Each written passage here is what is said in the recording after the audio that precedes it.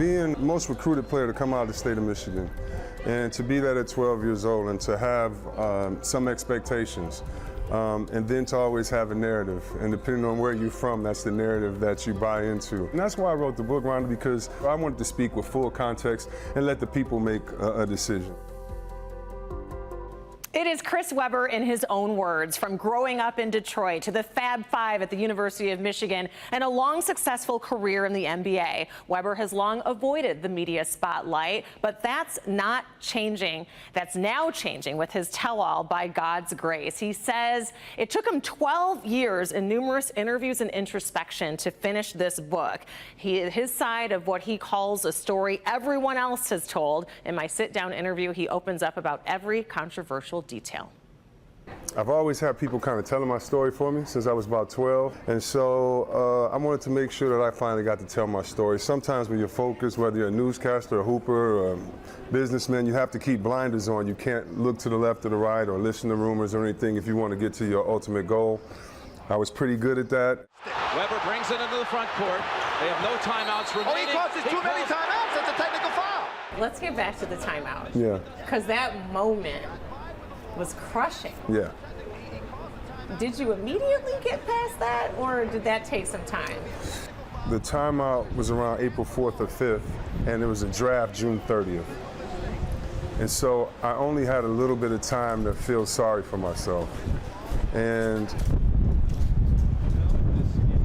I made sure that I put the work in and stayed focused, even though it was the depths of despair. Like, I can't tell you how bad I felt.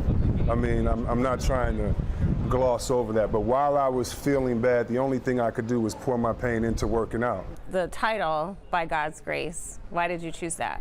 The book really, to me, is about God's grace. It's about the people he puts around us in certain times in life. And so even if it was a moment, say, after the timeout, I come home and my mother, who is in no way a show-offy or anything like that, she comes with a license plate and it says timeout.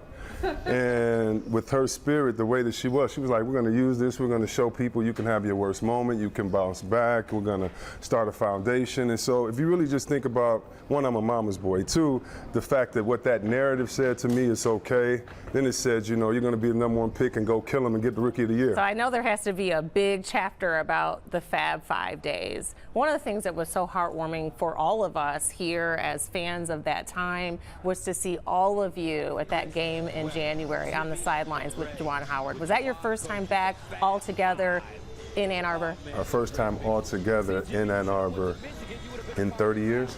Wow, what was that like? It was awesome. It was awesome. Being on campus with all those knuckleheads and everything, that's the greatest thing in the world. With Juwan being on the bench and coaching and just seeing that, knowing that that was a dream for him, and hear the fans, the roar of the fans, and to see the response around the country, that's special too. But it's all special together because it happened the correct way. What is your relationship with the University of Michigan now? I haven't had any communication. I talk in the book about going to see Warren Manuel years ago and what he said to me in the book, and I think that'll be interesting for people to read. Jim Harbaugh asked me back. He was very instrumental in bringing me back to the University of Michigan when they necessarily weren't happy about it. Here we had a strong and have a strong connection in a bond. So when he asked me back, I was just so happy walking on the field, and my relationship with the fans is wonderful, and that means everything. The banners aren't hanging at Chrysler Arena. How do you feel about that? I just think it's a disservice to the university, a disservice to the fans. It's just as foolish as it looked at USC without having Reggie Bush there. Now the conversation has come back up again, right? Reggie Bush gets his Heisman back. What's going to happen about University of Michigan?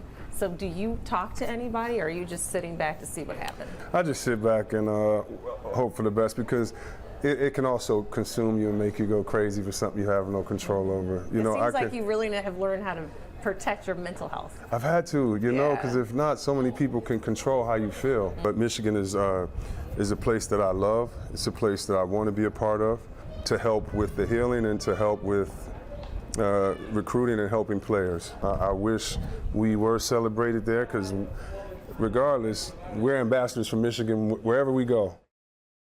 Isn't that the truth? For the past 30 years, Chris Webber has had an annual $20,000 scholarship for high school seniors in the Detroit area to attend his alma mater at the University of Michigan. He is proud of the commitment that he and his family has made, and he would love to be a part of something more in the future there. So I guess, as they say, the ball is now in the University of Michigan's court. Yeah, and the book itself, by the way, very impressive. And I think a lot of people are going to dive into this, whether they're sports fans or not, just because Absolutely. of what an icon he's been. Going back to when they all reunited at U of M, by the way, I can assume that he and Jalen are on good terms now, because there was a time where it was rumored they were kind of on the outs. And that wasn't just a rumor, it was true. But he said that they wanted to make sure before they went out on the court that they had a one-on-one private conversation together. They had that. He said, he's my man, I'm quoting, he's my man, 100 grand. They're in a great relationship. He said, we've been friends since we were 12. Yeah. They were in a Super Friends sporting league or team when they were younger right here in Detroit.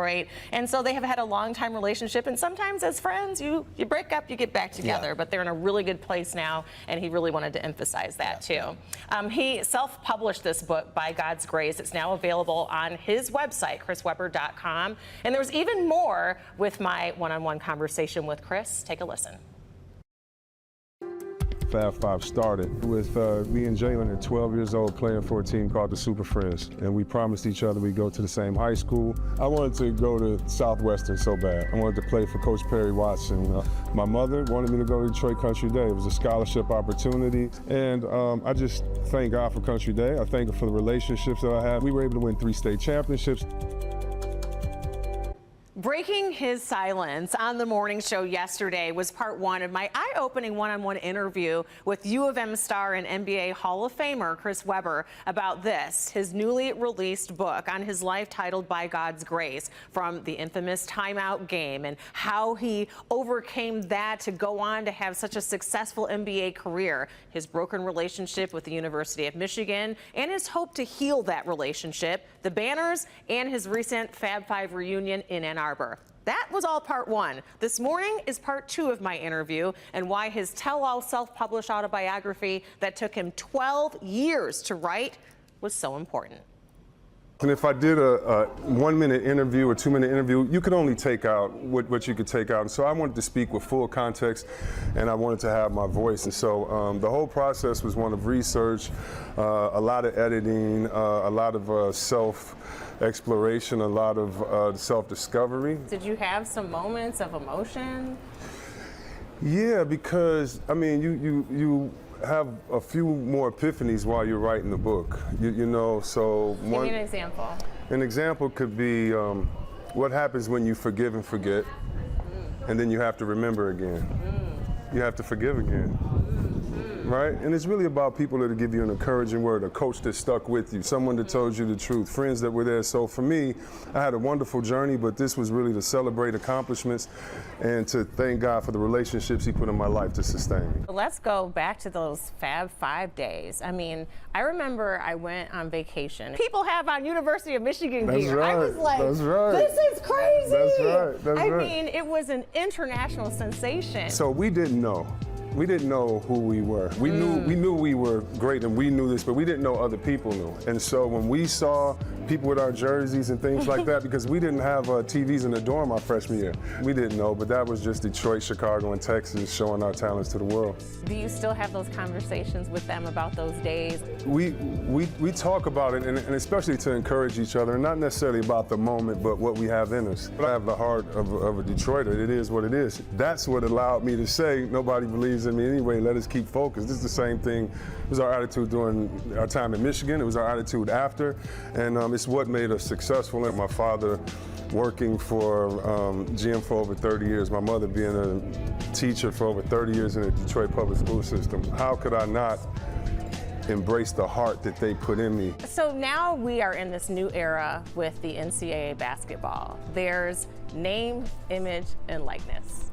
And what's that? Whenever we think about that NIL deal, many people go back and think about the impact of the Fab Five. It's just interesting how narratives change. I mean, you can go from a villain to a hero. Now that Reggie Bush has gotten his Heisman Trophy back, I think he was accused of taking $300,000. I think quarterback this year, Caleb, make $10 million, right? And so it's a lot. I think it's a time of reckoning. That's something that we talk about on the text. You know, what if it was, you know, what if it was now? And it goes to injuries. You know, I played with guys that had injuries in college that are suffering them today from it and don't have health care. Like, it goes so deep. So we could sit here and talk all day. Do you harbor anger? I don't harbor anger. So my goal in life is to not become bitter. There were a lot of old rich men that vilified young athletes through talking about the money when really the average fan didn't know it was the system of control, and they didn't want you to have relationships with people that you grew up with. How much do you get into Ed Martin in that relationship? I get into Ed Martin a lot. I talk about from the first day I met Ed to the end, how much I loved Ed. I talk about what he did for the basketball community. Don't want to give too much away, but our whole relationship is in there. And I think the great thing about it is if you see the context of it, it'll make sense. There needs to be a lot of discussion about this and a lot of understanding from people, and just put yourself in the situation. And so, yeah, it was hard, especially when you talk about your parents, especially when you know it's not true, especially when you can pull everything together. It's frustrating, but if you can hold on, if you have perseverance and discipline, it is so rewarding because you feel like I didn't have to cop out. And again, the truth is the truth. You have to, you know, decide for yourself in the book. But all things being on the table, I wouldn't want to go to do it again. But I'm very blessed and happy that I'm getting to tell my story. So on a lighter note, you went to Detroit Country Day. You went up and down this one road that no one seems to be able to pronounce, probably every day while you're at school. Is it Losser or Lasher? It's Lasher. In the middle. Lasher? It's Lasher. I promise you, when I would stop and get a sub at the gas station on the corner, right there, yeah, we call it Lasher. So everybody wrong. So the debate on that continues. Chris, of course, wants to save some of the most significant details to set the record straight for those who read his book. By God's grace, it is self-published autobiography and is only available on his website, chrisweber.com. It's like 500 pages. It's filled with photos and in-depth research and a lot of introspection of every phase of his life and his basketball journey. I just can't get over the fact that they had no idea their influence back then. They didn't have TVs in their dorms. No, I mean, look at it now. You have instant information on your phones, and everybody has a TV, it seems like. These but players, back then, and they had blenders on anyway, but then it was kind of on them because of the time that it was. Wow. So my question for you is, obviously, you said he spent 12 years writing this, which you can tell. I mean, it is really well done. There's amazing pictures in the book. Pictures. This is so he cool. kind of has a glossary, a table of contents in the beginning that can take you straight to different times to kind of get the scoop on things you really want to know about. But it's an awesome piece, and he has a commitment to here in Detroit. He has some land that he's purchased over in the Courttown area. He does development, he does real estate across the country, and he really wants to do that here in his hometown. He loves it here in Detroit, and he also loves the University of Michigan and hopes that he can help with the healing process to restore that. He says when the Fab Five is out, they are ambassadors of University of Michigan no matter what. So he hopes that he can be celebrated back at his alma mater too. Yeah, well, looking forward to seeing what comes of this. And this is going to be a good purchase for my dad. Yes. And I do want to tell you that there's so much more to the interview that we weren't able to air in part 1 and part 2. So tonight, streaming on Local 4 Plus, the full uncut 40-minute interview.